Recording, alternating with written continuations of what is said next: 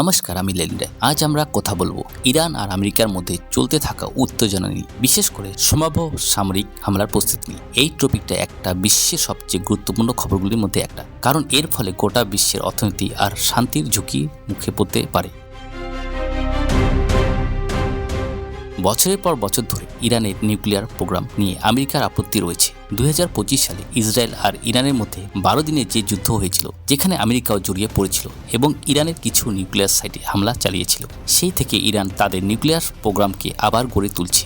আর এখন Donald Trump চান যে ইরান সম্পূর্ণভাবে তাদের ইউরেনিয়াম এনরিচমেন্ট বন্ধ করুক। তিনি বলেছেন ইরানকে অবশ্যই তাদের নিউক্লিয়ার প্রোগ্রাম আর ব্যালিস্টিক মিসাইলগুলো নিয়ে একটা ডিলে রাজি হতে হবে, না হলে তাদের খারাপ পরিণত হবে। তবে ইরানের বক্তব্য তাদের কর্মসূচি শান্তিপূর্ণর জন্য।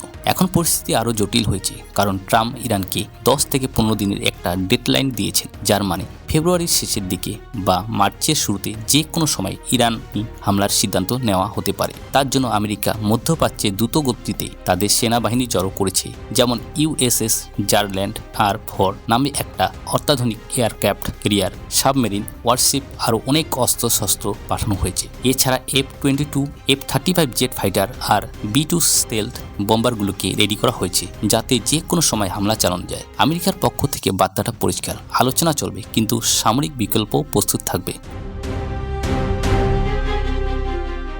অন্যদিকে ইরানও চুপ করে বসে থাকার দেশ নয়, তারাও তাদের নিউক্লিয়ার সাইটগুলোকে আরও মজবুত করেছে, মিসাইল প্রোডাকশন ফ্যাসিলিটি রিবিল্ড করেছে আর এয়ার ডিফেন্স সিস্টেমগুলোকে চেক করছে। ইরান নেতৃত্ব জানিয়ে দিয়েছে যদি হামলা হয় তার জবাবও দিতে তারা প্রস্তুত। এই উত্তেজনার কারণে স্ট্রেট অব হরমুজ, যেখান দিয়ে বিশ্বের অনেক তেল যায়, এর নিরাপত্তা নিয়ে চিন্তা বেড়েছে। ফলে তেলের দাম ইতিমধ্যে বেড়ে গেছে, যা আমাদের মতো দেশগুলোতে পেট্রোল ডিজেলের দাম আরও বাড়তে পারে।